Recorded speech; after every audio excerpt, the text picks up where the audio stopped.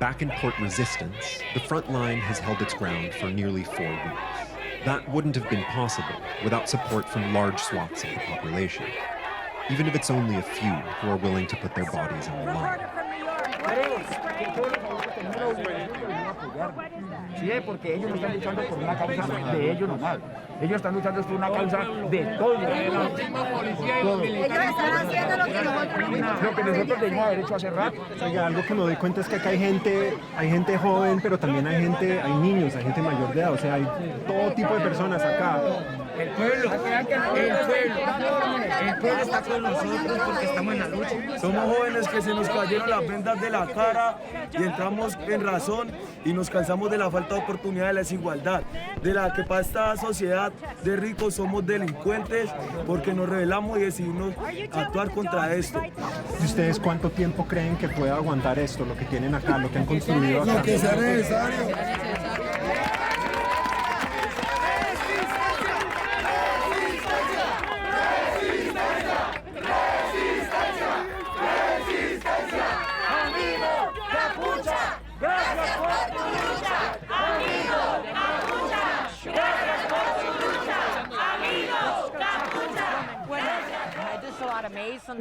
Vaush is wrong about, well, some things, but right now Native Americans. That is good.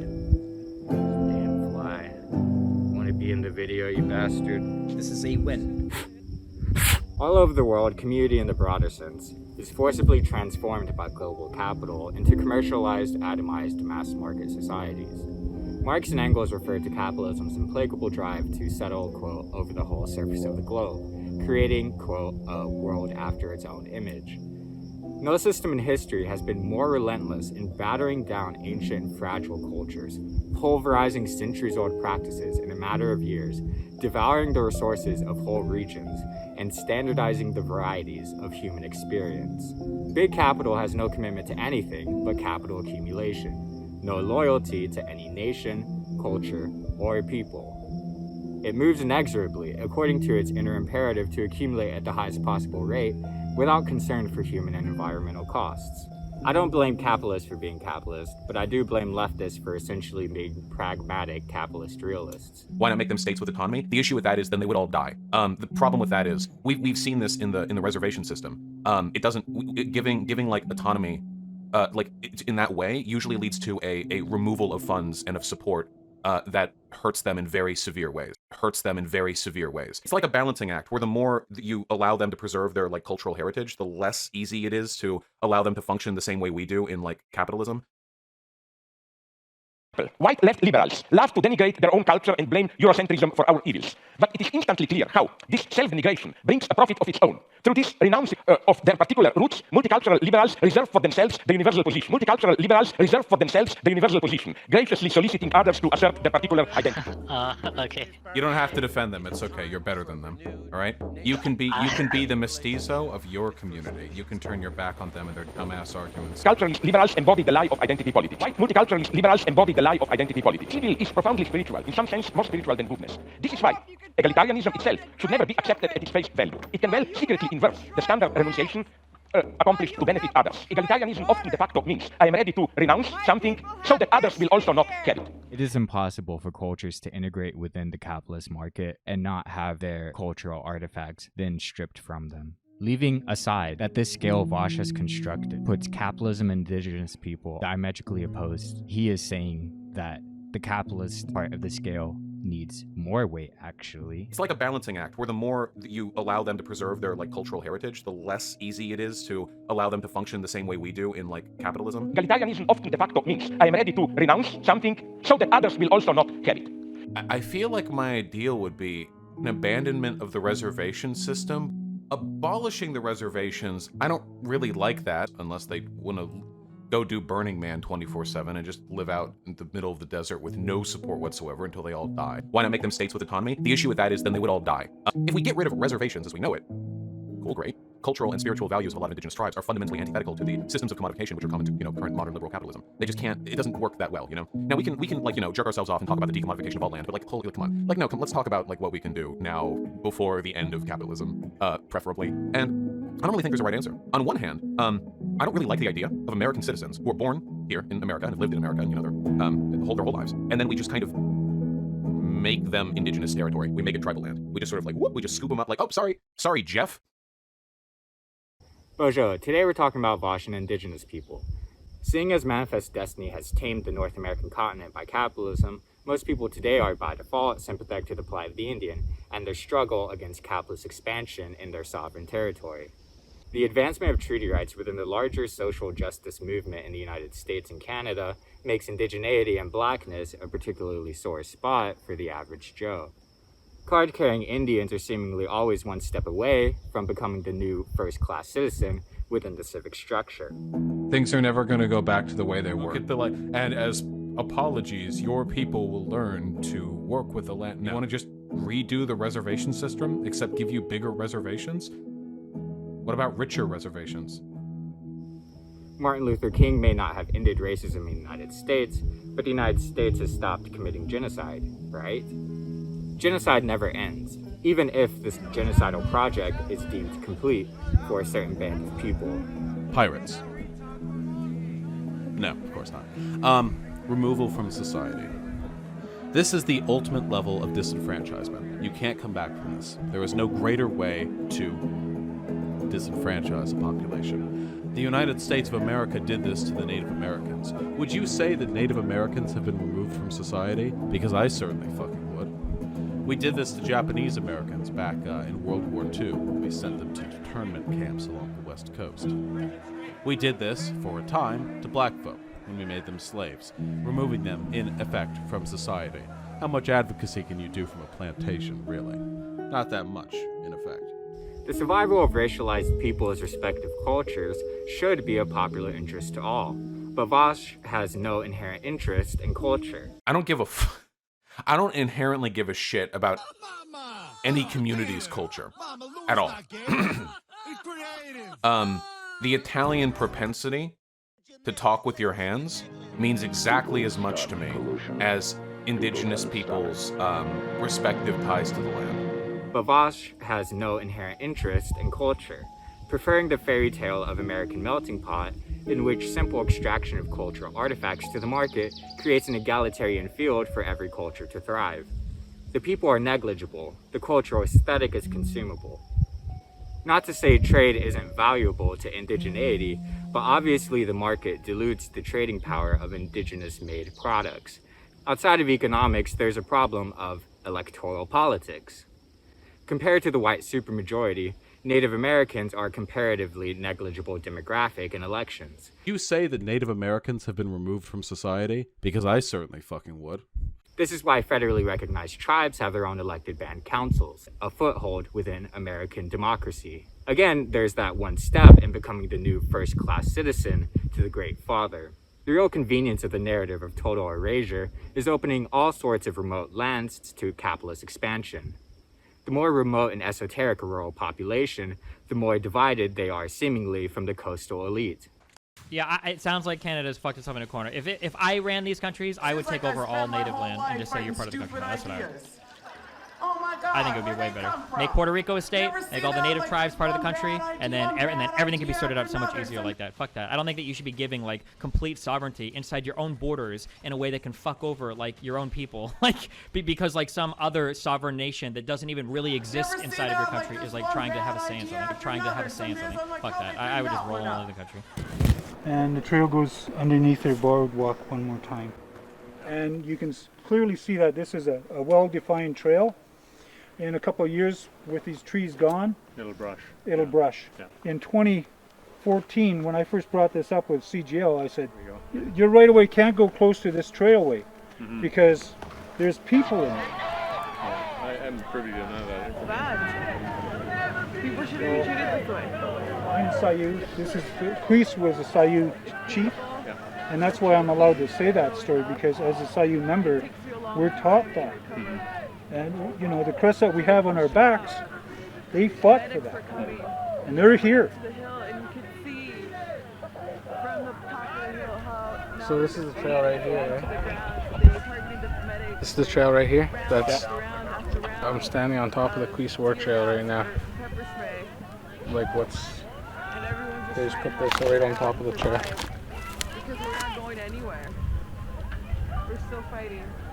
We're still But when here. historical illiteracy is challenged and grounded within a consistent political framework, there is opportunity for justice. Vaush in chat says they wanted the means of production. Unironically, yes, right? That was the vision at the time, was owning that capital is freeing. Because how free are you in society? You have no access to any of the capital, especially if that capital all conveniently seems to fall on race lines. If this promise was never made, would you still be in favor of reparations? No, then we talk about like redistribution and tax policy to right the wrongs of society. But I think for reparations, I think that is a very specific conversation. Do you support cash payments or a broader investment/infrastructure program in traditionally black communities? I think that the only right way to do it, there are two ways to do it. One way, which is more realistic way. First of all, fuck investment in black communities, or fuck any of that shit. If you are owed a debt, you should be paid in cash. I think that it should be paid in like fucking either cash or land.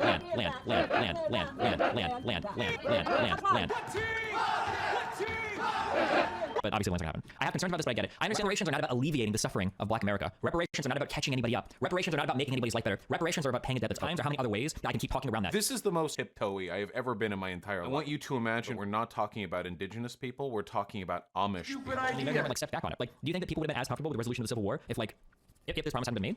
How recently did you come to this conclusion? I feel like I only heard the debt promise thing sort of recently, because for my life, I guess because I'm a white person, I had no fucking idea that any promises ever made. When people talk about reparations, I always thought it was just like, oh, like, well, we enslaved you guys, and it's pretty wrong, so we should pay you back for it. And that sounds kind of like, yeah, I guess that sounds like kind of dumb. But I never heard of like, oh, there were actually promises made that were broken. I never actually heard that before. When I started doing a little more reading about that, I was like, oh, wait, hold on, this is actually really fucked up. This is actually super fucked. Like, if a specific promise was made, and this is a promise that probably would have been leading to long-term wealth building in African American communities, and then that promise was broken, like, that probably should be made right on.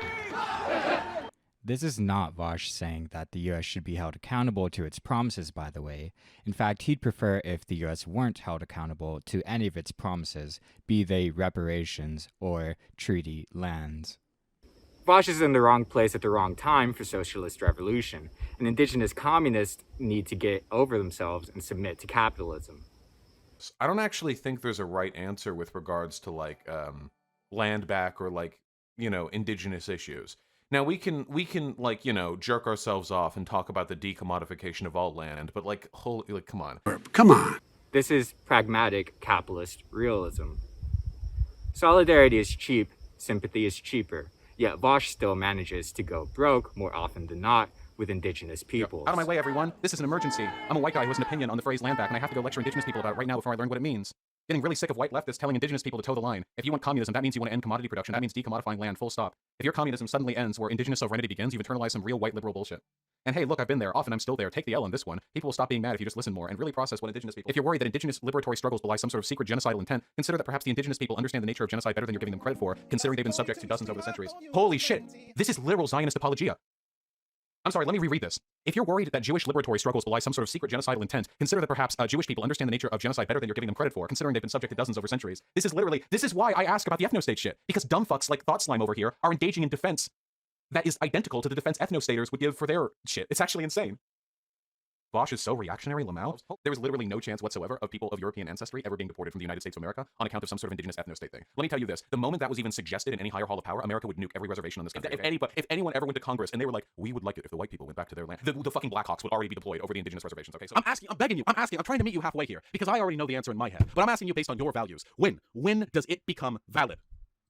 Because I know, fucking boy, I know for a fact, if that was going the opposite direction, if there were Antifa groups, like super Antifa groups, the whites will not replace us. The whites will not replace us. When you think of like a Nazi or a white ethno-stater or a Trump supporter, again, as if there was any fucking difference. Again, as if there was any. Yeah, they've got some bad ideas, but like they should be able to participate in society. Maybe we can change their minds. Even then, everyone gets a vote. But if you think of a fucking Antifa super soldier, unironically advocating for this to become like a Native American ethno-state here, you'd be like, well, obviously we can't be having that. I hope Daddy Trump enacts some executive legislation soon. I know it. I fucking know it because this shit happens. Vaush is so reactionary, Lamau. Holy fuck, these people. You guys in YouTube chat, are you guys capable of understanding? Do you guys like? Do you understand? Like, can you follow the things that I'm saying? Do you recognize the logical parallels that I'm trying to? Or you're just lost? You're just lost. You're just watching to be mad. Vaush, that's not what he's talking about. What are you doing? The defense the Thought Slime lays out here is invalid because you could apply it to Jewish people, and then you would be invalidating the fact that Israel is currently genociding Palestinians. Do you not understand? You can't understand. You actually can't. You can't do it. Oh man. Well, anyway, they can't fathom. They're not there yet, okay, folks? Listen, if you're a good leftist, then you need to be patient and understand. Listen, we're not ableists here, right? Okay, we need to be patient and understanding of whatever crippling deficiencies YouTube chat has with regards to their ability to understand very basic logical parallels. Yo, Vaush, what was that about indigenous people being like Zionists, but also being like Palestinians? It's almost like we're too powerful and too weak. Holy shit! This is literal Zionist apologia. It was 2 years ago Vaush saw the Native Americans as totally removed from society, while imagining a Native American ethno-state as a hyper-leftist politic. This Antifa super soldiers politics are eerily similar to the woke ethno-states Vaush decried when he learned of Landback. look, Landback does not mean ethno state. I truly believe that is a white supremacist talking point, because Landback does not mean ethno state. But there are people who essentially, I saw in that Twitter thread, one of the people on your side, pro-Indigenous side, saying something like, it's not an ethno state. There would be many tribes in it, which would be like a neo-Nazi saying like, oh, that was you, according to Liz. Yeah, that kind of sounds like ethno state apologia. To me, even in this hypothetical native people rule, there is no one ethnic group for native people. There's no one racial group for native people. Yeah, that's kind of a semantic response, you know. Hey, listen, if you want me to go back to Europe, okay? Hey, listen. Fossil fuel profits over human beings. They're macing people. They're fucking tasing it's not because we're not a monolithic group of people. I've never argued that white people are monolithic. But if I want you to imagine this, okay? The difference is, think of Europe, but you know how there are a lot of differences between Europeans? I mean, there are like a lot, Welsh and English people, like Spanish and Polish people. The breadth of difference, the diversity that you see there, was about what you would expect to see from people who used to inhabit North America. But if Trump kicked out all the black and brown people from America, I think it would be fine to call it an ethno state, even though there'd be like dozens of different like ethnicities of white people in the country, you know? But that's because they have a shared identity, which is whiteness. Native people don't have a shared identity. Even nativeness, indigenous, these terms, not everyone agrees with these terms. This is highly semantic. I think when somebody says, well, we don't want a woke ethno state, and you're like, well, there'd be many cultures of indigenous people. Like, I don't know, race no state. The point is that you would have an exclusionary like system based around ethnicity, I think. No one is arguing for that. I mean, ultimately, the point is, if you're trying to convince people you don't want an ethno state, responding with, well, how could it be an ethno state? There are so many different types of indigenous people. Again, not the horseshoe theory. I've heard this from Nazis, so you're advocating for a woke ethno state. No one is advocating to the poor white people. You know, just random Twitter comments, sure. I mean, you can find anything on Twitter. The whites will not replace us. The whites will not replace us. Sure, I mean, you can find anything on Twitter. The genocidal project must be perceived as complete or rendered inane in the eyes of the public, so they see its continued expansion as just. To accomplish this, historical illiteracy must be maintained at all costs. The Greater Huron-Head community lacked the curiosity and wherewithal to adopt an even moderate perspective on Landback. Yeah, give New York back to the natives is a fucking insane I have seen take. plenty of people advocating that we give actual sections of America back to indigenous people. In unison, the dirtbag left populists deride Landback as woke ethno-states, black nationalism as Nazism, and white supremacy as cultural preservation. All nationalism is equally fascistic, from First Nations to black separatist to white supremacist. The fundamental denunciation of all nationalism is untenable, leaving only white nationalists to be radicalized by anti-fascism. So a short while later, Vaush denounces his own positions while pretending not to have had them in the first place.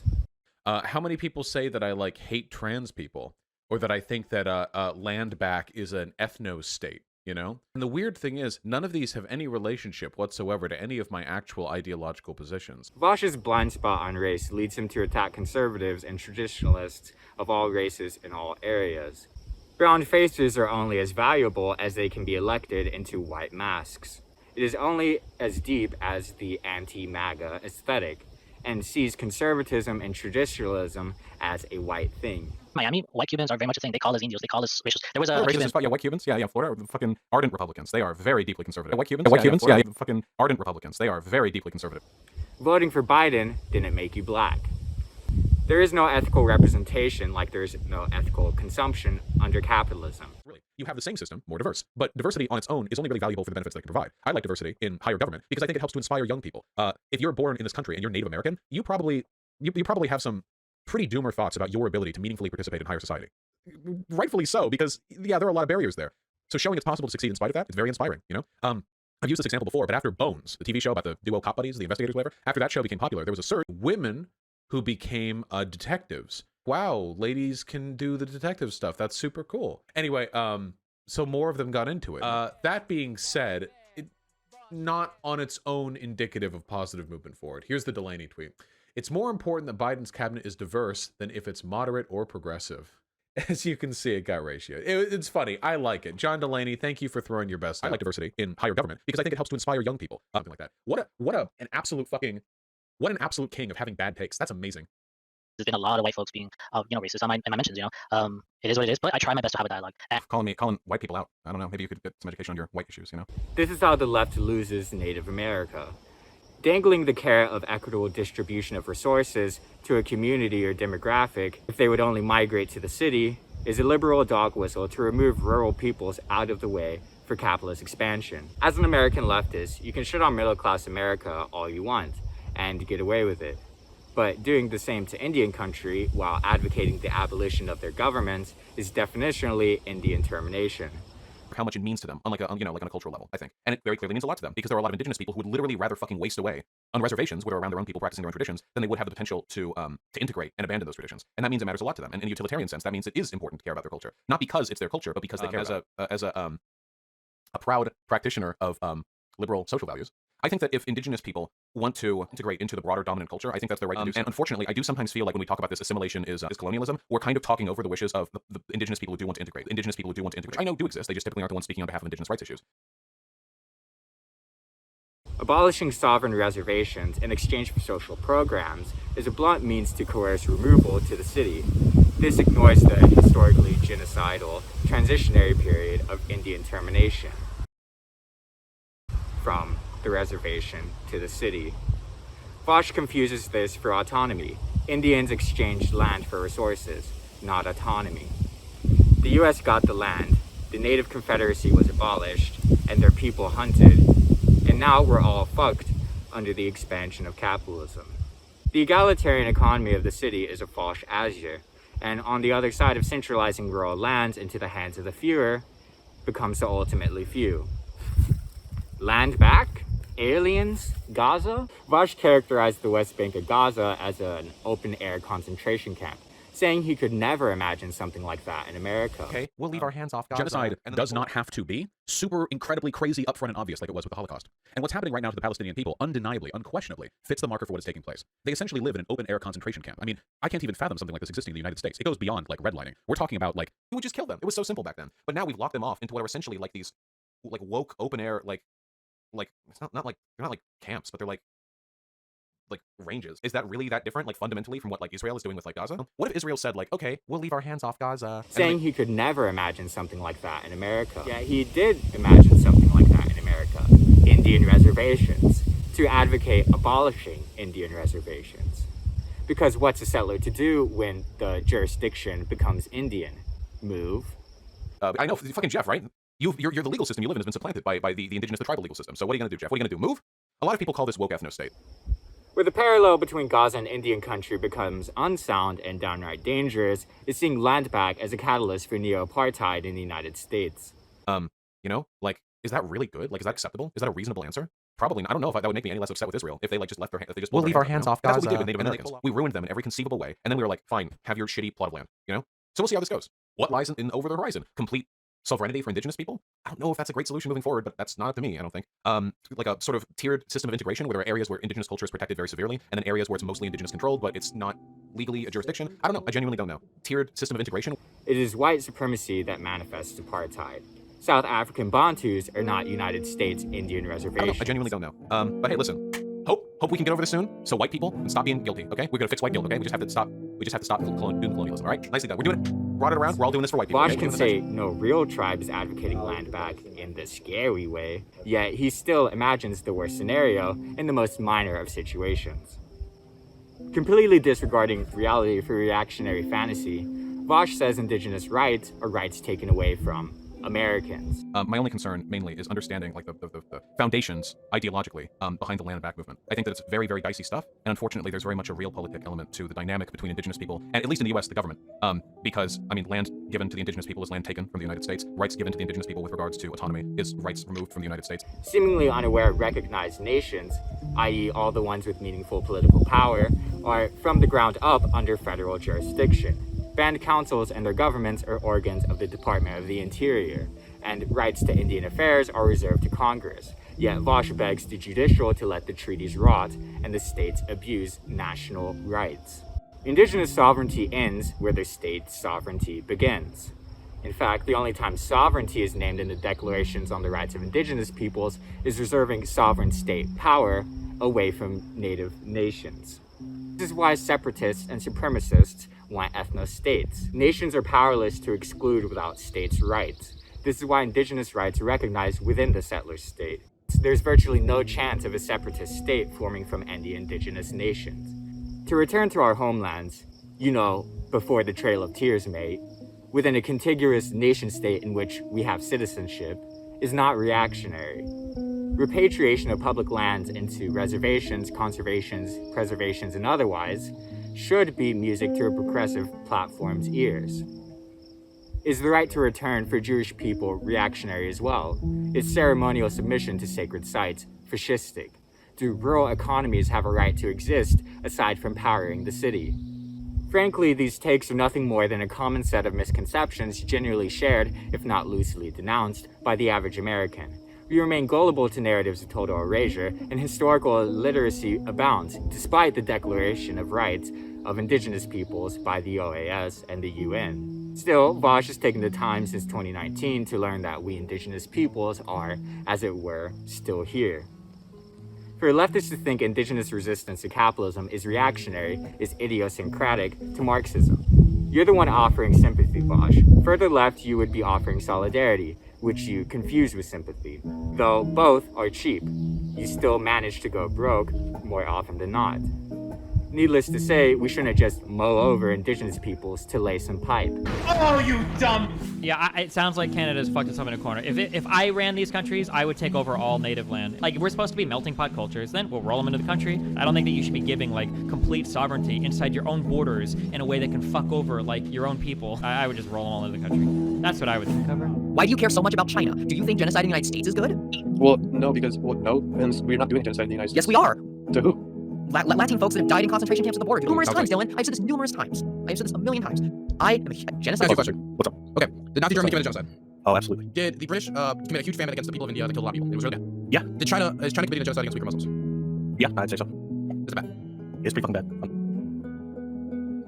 You didn't say. No, you didn't say, is America committing a genocide?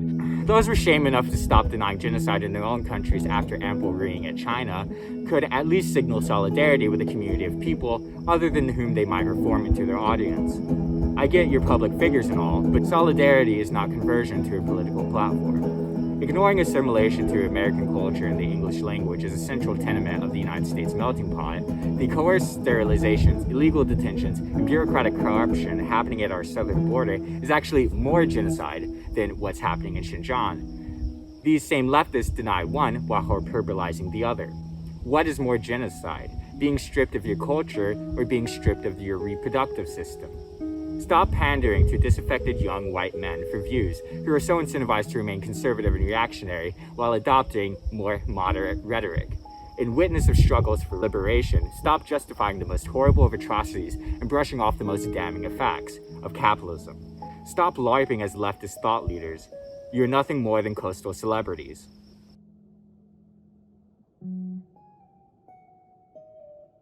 One must only cling to their political opposition to conservative values to maintain an ostensibly leftist platform. Oh, that's the end of it.